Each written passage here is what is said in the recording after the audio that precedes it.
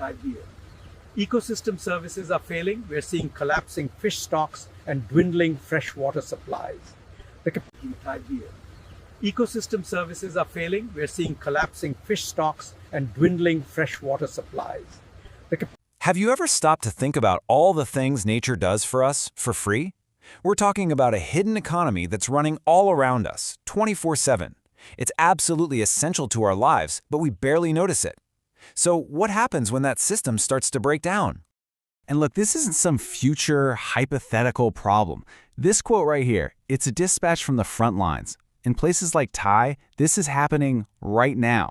The very life support systems that provide food and water are under incredible strain. It's a huge warning sign that the foundation we all stand on is a lot shakier than we think. So, yeah, that situation in Thai is a perfect, if pretty grim, example of what happens when these natural services start to fail. It's a breakdown that has immediate, real-world consequences on everything from what people can eat to whether they have clean water to drink. To really get our heads around this, we need to zoom out and start with the basics. So let's ask the fundamental question, what exactly is an ecosystem in the first place? Okay, the textbook definition sounds a little dry, I know. But just think of it like this. It's a giant, complicated web of life, plants, animals, microbes, and their environment all working together like a single machine. But here's the most important part of this whole definition. Humans are an integral part. We're not separate from it. We are in it, a piece of the puzzle. Right. So if we're part of the ecosystem, what do we actually get from it? And that brings us to the absolute core of this explainer, ecosystem services. The idea is actually pretty simple, but its implications are massive. Ecosystem services are just all the benefits we get from healthy ecosystems. We're talking about the obvious stuff and the totally invisible stuff. It's the clean air you're breathing right now, the clean water you drink, the food that keeps you going. So we can break these services down into 4 main buckets. First, you've got provisioning services. These are the actual products we get, like food and water. Then you have the regulating services, which are kind of the background processes that keep things stable, like flood control. Underpinning all of that are the supporting services, like healthy soil. Without them, nothing else works. And finally, you've got the cultural services, the non-material stuff that makes life worth living. The real key here, though, is that they're all connected. You can't have one without the others. And let's be clear. This isn't just some interesting science concept. These services are directly, fundamentally tied to our quality of life, to our very well-being. Now, when we say well-being, we're talking about the absolute foundations of a good life, right? Our health, our safety, our relationships with others, and just having the basic stuff we need to get by. Every single one of those things depends on the ecosystem services we were just talking about. You can almost picture it like a set of scales. On one side, a healthy ecosystem supports our well-being. But when those services start to disappear, the scale tips way over to the other side. In fact, a common definition of poverty is simply a pronounced deprivation in well-being. This shows you how damaging the environment can directly lead to human suffering.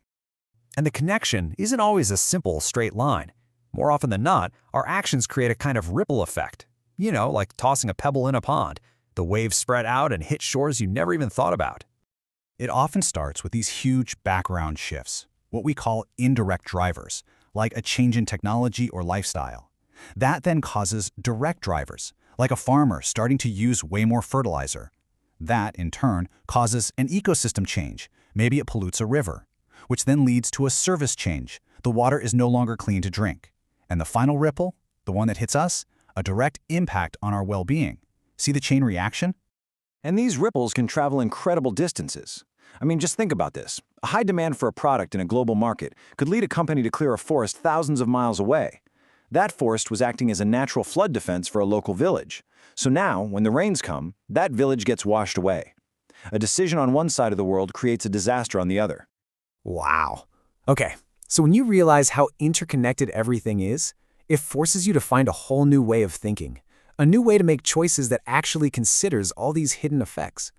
So that's the billion-dollar question, isn't it? If our actions have these massive, cascading consequences, how on earth are we supposed to make smart decisions that protect both us and the natural systems we rely on? Well, there is a powerful tool that can help us navigate this. It's called valuation. And before we go any further, it's really important to be clear about what this isn't. Valuation is not about putting a price tag on nature. It's a tool that helps us see and compare trade-offs. So for example, say you have a choice: build a new factory or preserve a wetland. Valuation helps us weigh the obvious economic benefits of the factory against the often invisible benefits of the wetland, like its ability to prevent floods and filter water, so we can finally see the whole picture. So really, valuation is just a way to make the invisible visible. It helps us understand the consequences of our choices, so we can make better informed ones. But, and this is a big but, it's never the only tool. It always has to be used right alongside things like ethics, fairness, and a basic respect for the intrinsic value of nature itself. And that kind of leaves us with one last thing to think about. Just for a second, think about where you live. What are the priceless services your local ecosystem provides for you every single day? Is it a park where you can clear your head? A river that keeps your town from flooding? Or is it just the simple joy of hearing birds sing in the morning? Because recognizing these gifts is always the first step toward protecting them.